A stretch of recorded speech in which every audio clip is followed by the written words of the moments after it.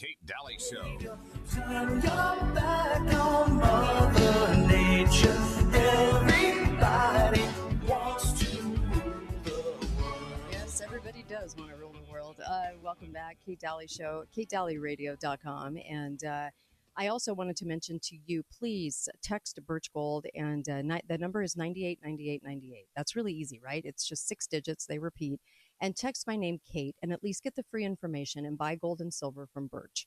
I like the experience. You guys have emailed me. You love it too. And it's fantastic. It helps the show stay on the air. And I would appreciate it because they have ways for you to protect yourself with digital tyranny coming on.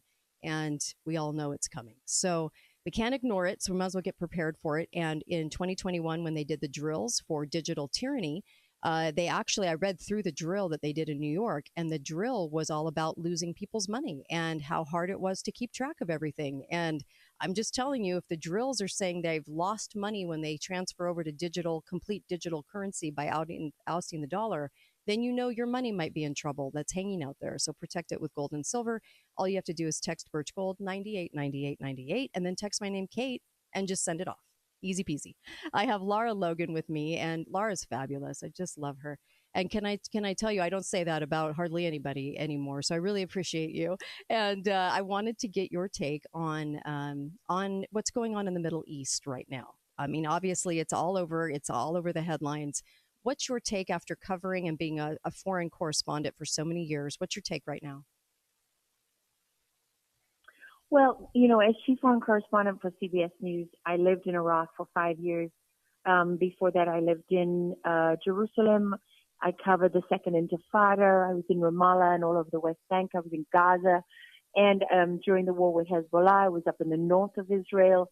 And obviously, I have many very close personal relationships. I have a personal history with the region and a great love for the people. I will say that. The problem that I have with everything that we're seeing now is, on the one side, we're learning a lot about modern warfare because the dominance of drones is really quite something. And obviously, there was the pager attacks that Israel did, and so on and so on. There's just a lot of modern warfare that we haven't really seen playing out that is on display right now, and so is what the role that political will plays in warfare, because we are seeing literally, Israel has taken out the leadership of Hezbollah, the leadership of Hamas, they're going, and in not insignificant ways, right? They've decimated the ranks of these organizations,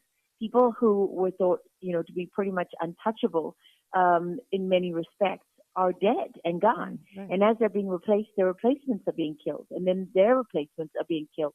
And you compare that to the United States in Iraq and Afghanistan, where, 20 years later, all the people that you supposedly couldn't find pour over the border from Pakistan and are celebrated as they return to their villages and homes in Afghanistan. And you're just like, wait a minute, a tiny little country like Israel can find anybody, even when they're buried underground in, in bunkers that are multiple stories deep.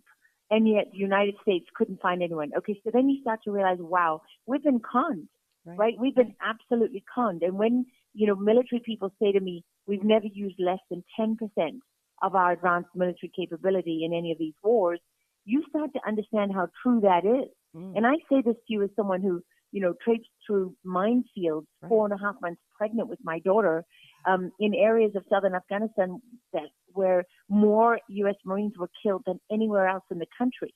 There's a very real price to this. There was no reason to send those kids to their deaths when you had things like thermal drones that are stealth, that are armed with facial and voice recognition software that can literally go in and kill people without putting a single boot on the ground. Right. So I'm not advocating for any of these things. I'm just sharing with you how my concepts, I lived those wars and I walked those battlefields day after day after day for many years. And so I saw the human cost, whether it's to the local population, or the local armies and soldiers and fighters, or whether it's to your own people. So I come at this from an academic perspective. I come to it from a first-hand perspective. Right. So it makes me, it really makes me angry that we allowed 13 Marines to be killed in a car bomb when we handed over security to the terrorists we've been trying to kill for 20 years. Right. That is profoundly dishonest. So how does this relate to Israel? Well, Israel is right now in an existential fight for its survival. Mm-hmm. How do we know that? Well, because the people they're fighting, their stated political agenda is the genocide of every last living Jew. They want to wipe all Jews off the face of the earth. So, on the one hand, I think for a lot of people are torn, right? Because you see the suffering of people and families, women, children, and so on in Gaza and beyond. And it breaks your heart, just like when I saw the suffering on October 7th in Israel, it broke my heart. But at the end of the day, you ask me, how do I see it? Well, what I see is that when you have political will, as you apparently do in Israel right now, to deal with your enemy, there are many things that are possible that we were sort of lulled into believing, deceived into believing were not possible. That's one. I'm not saying they're right. I'm just saying now we see the truth. The second thing is, I would say that anyone who believes that Israel is doing all of this on its own is not really looking at the big picture, right? I mean, Israel supposedly is fighting with the Houthis in Yemen and in Lebanon against Hezbollah, which is a formidable enemy. And then you've got, Hamas all over Gaza and the West Bank. And then you've got, other forces in Syria. And then you've got Iran itself. I mean, I would urge people to take a close look at these things when they happen. Because, there were airstrikes in Iran a few months ago that people barely paid attention to. But maybe those airstrikes, when you look at what was done and how it was done, maybe they weren't carried out by Israel. Or maybe Israel wasn't acting on its own. Right.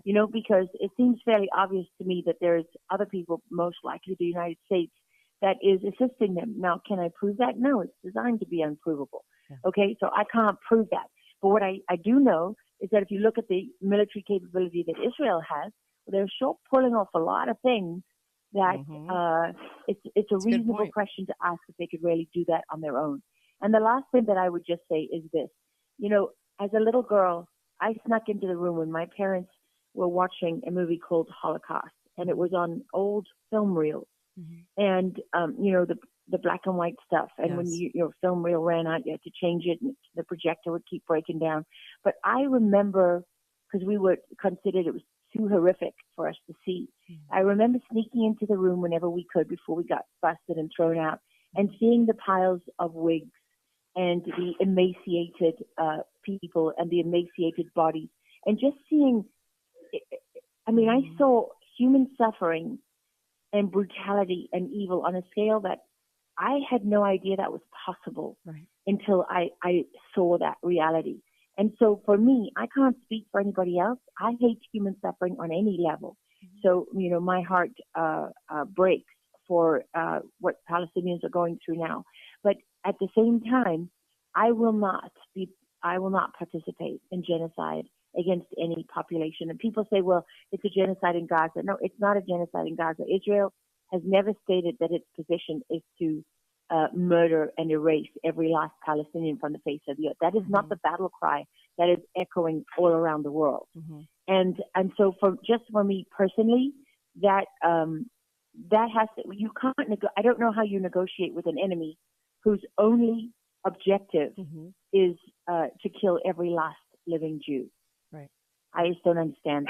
I don't see what your options are. And that doesn't give you free reign, but at the same time, you can, it is the framework from which you have to be, well, I believe that you can't escape when you are trying to figure out what to believe. Okay. We're going to come right back for just a few minutes, a little bit more with Lara Logan and get her thoughts on just a couple of things, actually.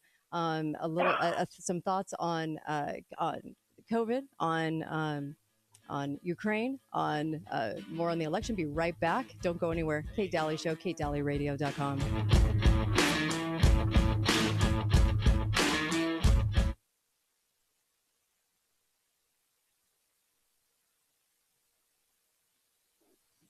Can you come back for 5 more minutes?